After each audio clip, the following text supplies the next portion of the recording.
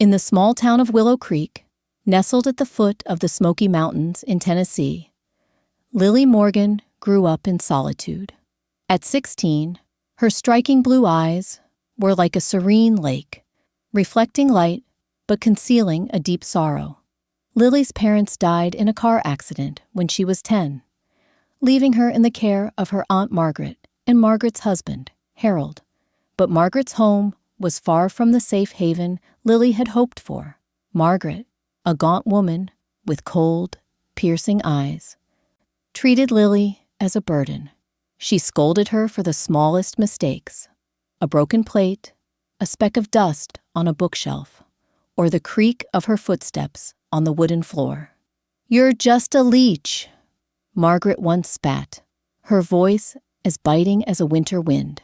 Harold, a burly man with a gruff demeanor and the reek of whiskey on his breath, made Lily shudder with his gaze, a look that was anything but familial, filled with lust and menace.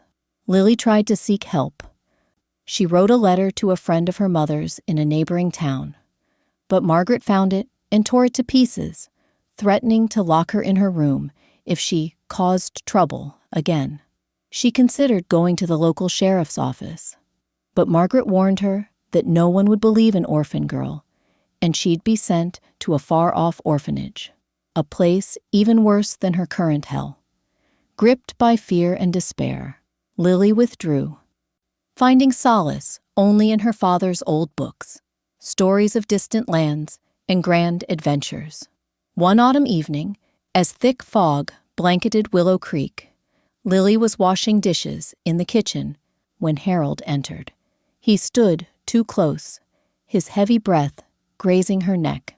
"You're growing up fast, little one," he whispered, his rough hand brushing her shoulder. Panic surged through Lily. She pushed him away, sending a plate crashing to the floor. She fled to her room, locked the door, and curled up on her creaky old bed, her heart pounding. That night, she knew she couldn't stay any longer. Something worse would happen if she did. She resolved to run away, trusting the mysterious fog of the Smoky Mountains to shelter her. The next morning, while Margaret and Harold slept, Lily quietly took an old backpack from the attic. She packed a few clothes, a stale loaf of bread, a bottle of water, and the small pocket knife her father had given her, the only keepsake she had left. With no clear plan, she knew only that she had to leave. She slipped out of the house, racing through Willow Creek's muddy streets toward the dense forest at the base of the Smoky Mountains. The fog clung to the trees like delicate fingers, beckoning her into a new world where she might find freedom. The Smoky Mountains forest was both enchanting and perilous. Ancient oaks and pines stretched their branches like giant arms, blocking out the sun. The chirping of chickadees mingled with the whistle of wind through the leaves, creating a symphony of nature. The air carried the damp scent of forest soil, pine resin, and wild daisies, mixed with the chill of the fog. Lily walked on, her thin canvas shoes slipping on wet leaves. She had no destination, only a hope for a safe place, free from threatening gazes and harsh words.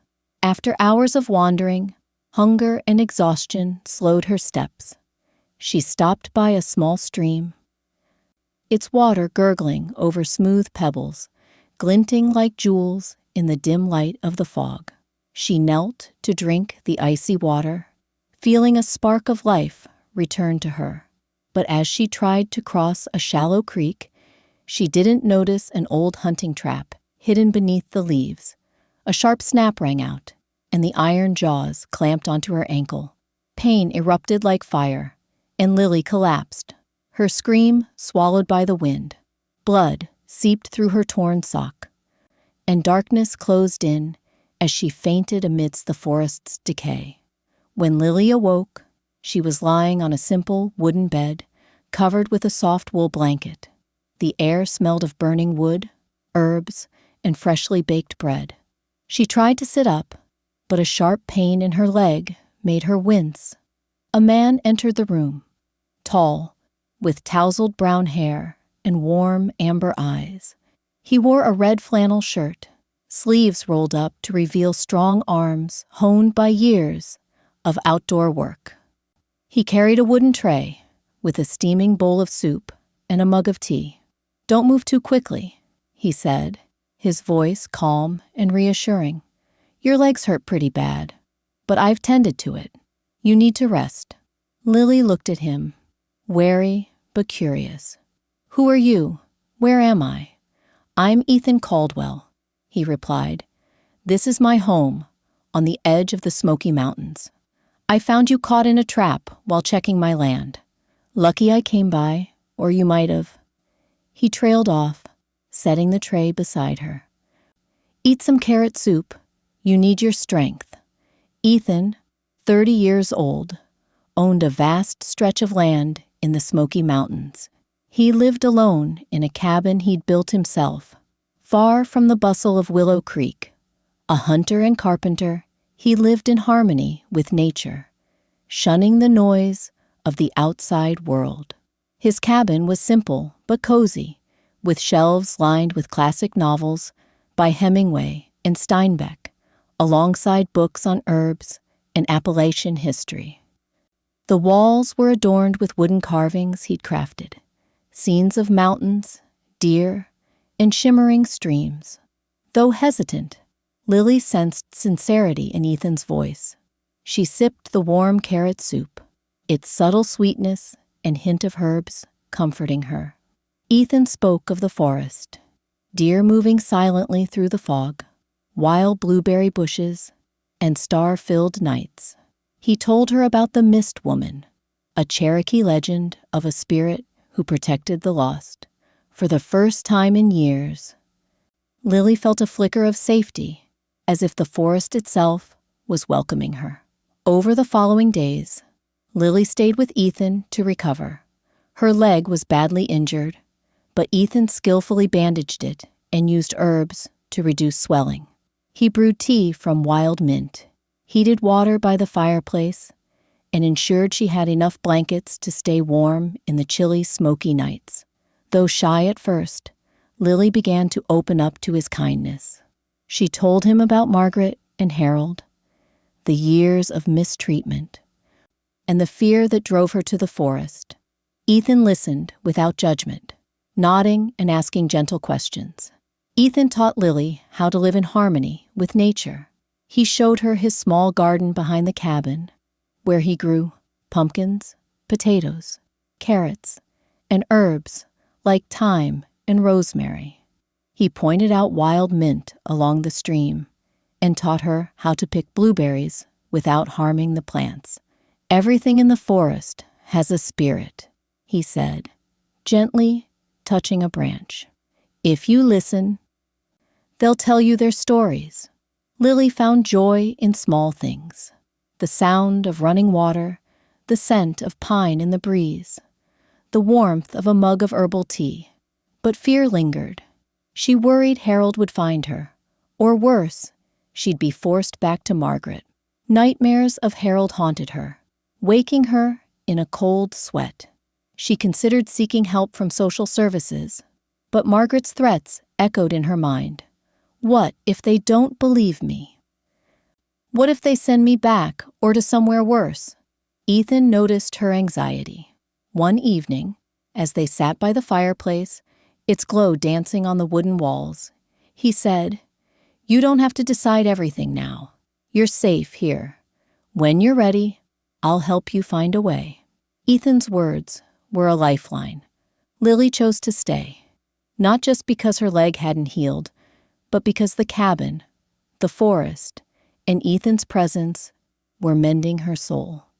She began writing in a small notebook Ethan gave her, capturing mornings when sunlight pierced the fog, painting the trees golden, nights when owls hooted, hinting at the forest's mysteries, and how Ethan taught her to carve a small wooden bird, its delicate wings ready to soar. Writing helped her confront her past, bit by bit. She wrote of losing her parents, nights of silent tears, and her hope for a place to call home. But the past wasn't easily left behind.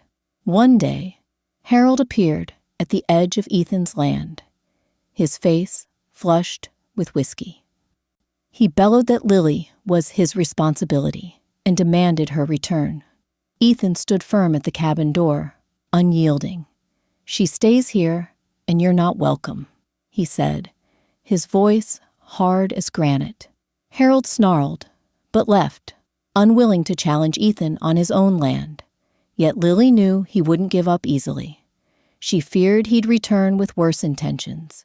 Ethan, sensing her unease, contacted an old friend in town, a social worker named Sarah, to explore ways to legally protect Lily.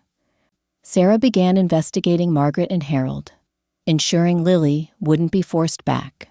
4 years later, Lily was 20.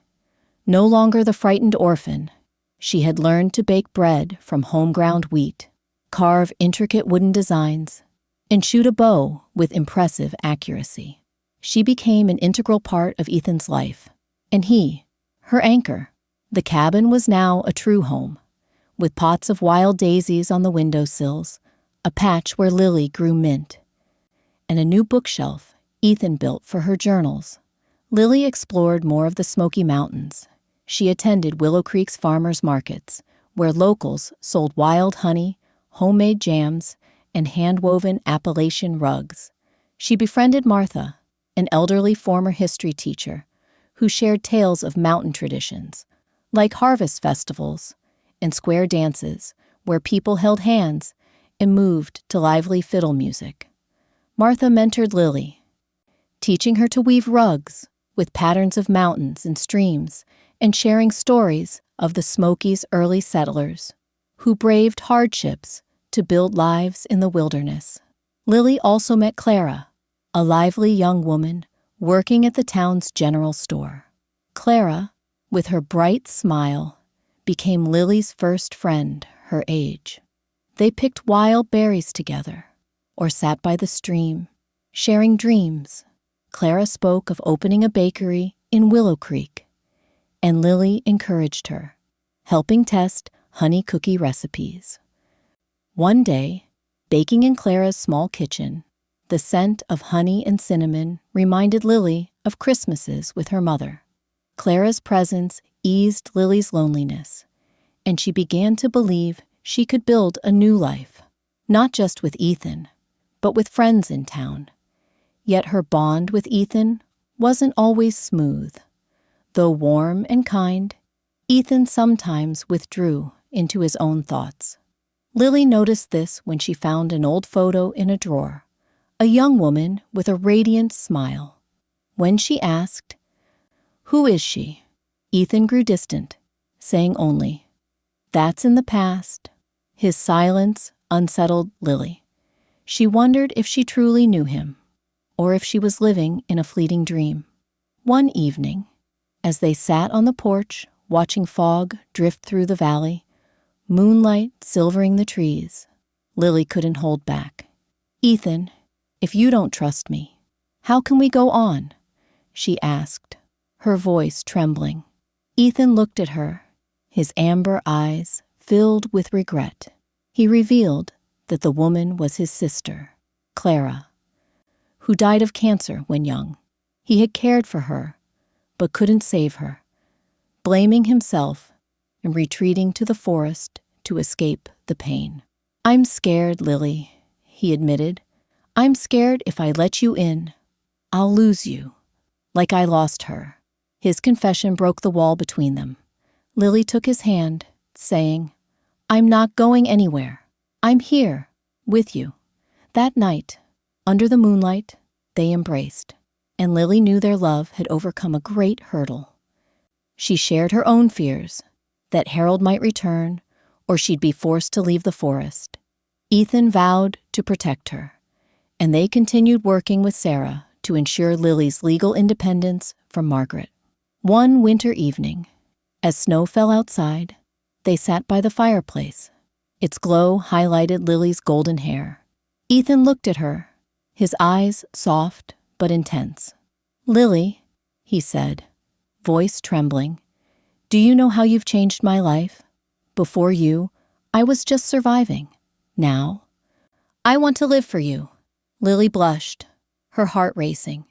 She had loved Ethan for a long time, but hadn't dared admit it.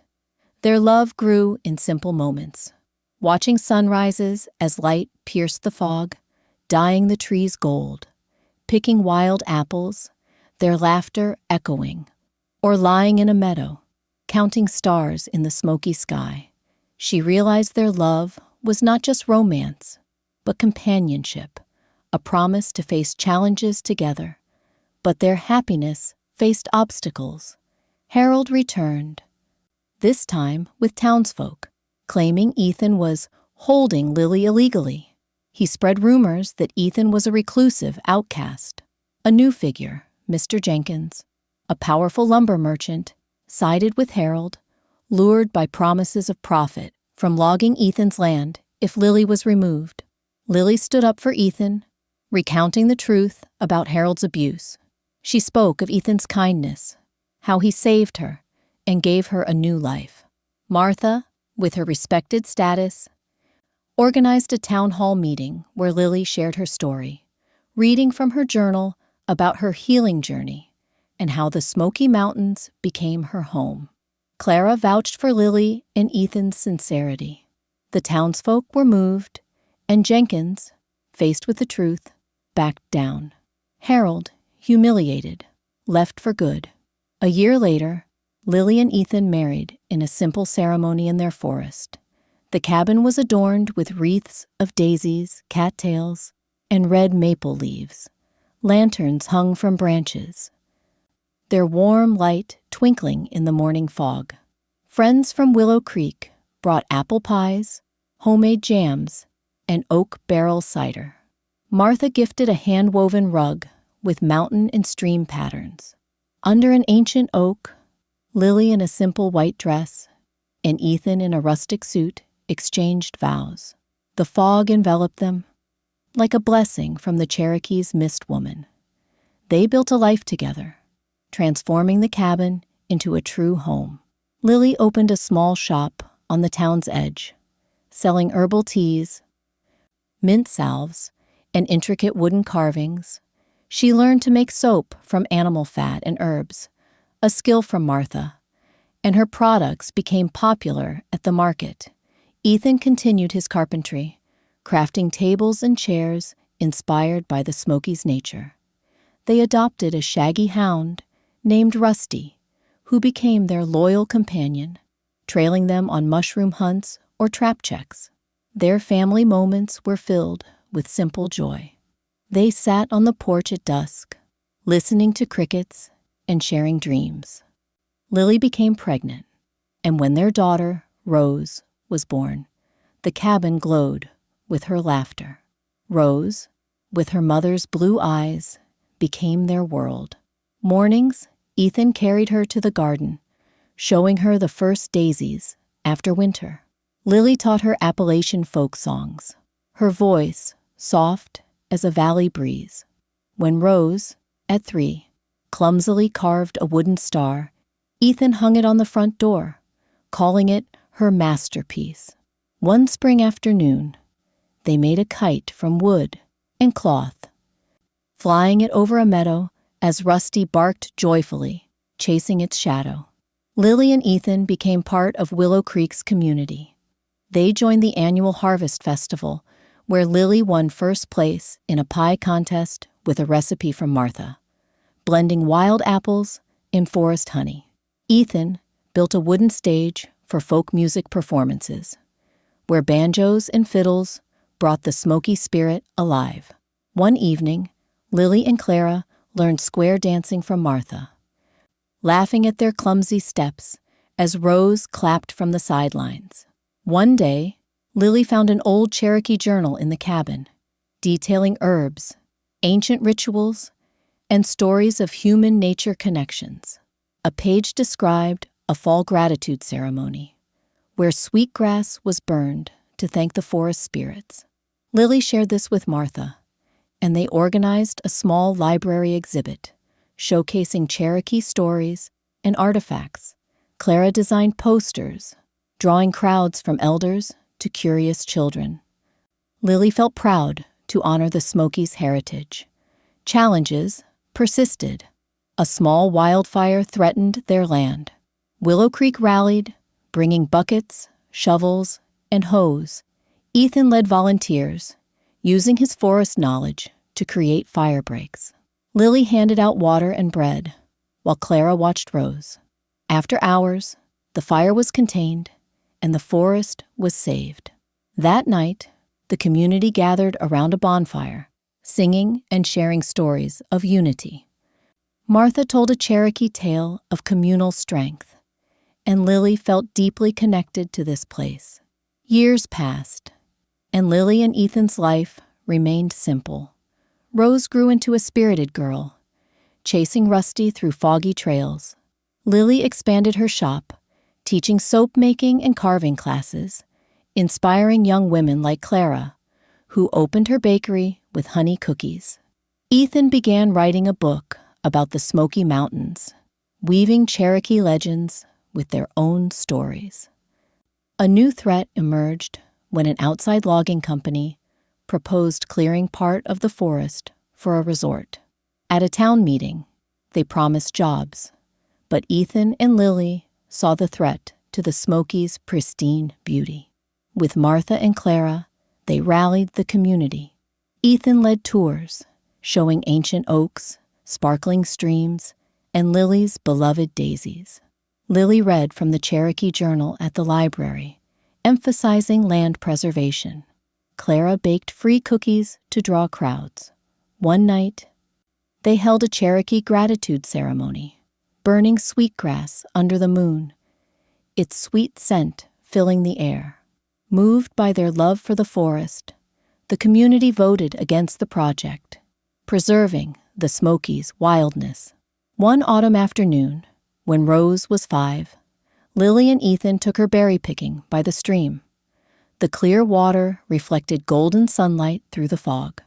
Rose, with her little basket, giggled as Rusty chased a squirrel. Ethan told her about the Mist Woman, and Rose, with her vivid imagination, vowed to thank the spirit for protecting her mother. Lily smiled, hugging Rose, feeling Ethan's steady presence. They sat by the stream, eating sweet blueberries, and Lily's heart swelled, no longer haunted by Harold or dark days, only filled with the pure joy of family and nature. Lily and Ethan's story is a testament to healing. From a lost orphan, Lily found love, family, and a home. The Smoky Mountains, with their mystical fog and untamed beauty, were not just a refuge, but a cradle for her soul. At dawn, as sunlight pierced the fog, gilding the trees like a fairy tale painting, Lily and Ethan held hands with Rose on their shoulders, knowing they had found the greatest treasures: a home, a love, and a community that embraced them. Each fall, they hosted a small gathering at the cabin, inviting neighbors for pumpkin pie, cider, and fireside stories. Rose, now telling her own tales, spun stories of the Mist Woman, embellishing them with her boundless imagination. As fog blanketed the valley, Lily stood on the porch, gazing at the forest, its branches swaying as if whispering ancient secrets. She thought of her journey, from Margaret's oppressive home to joyful moments with Ethan and Rose. She smiled, feeling the forest's breath, as if the Mist Woman whispered that she had found her haven of peace.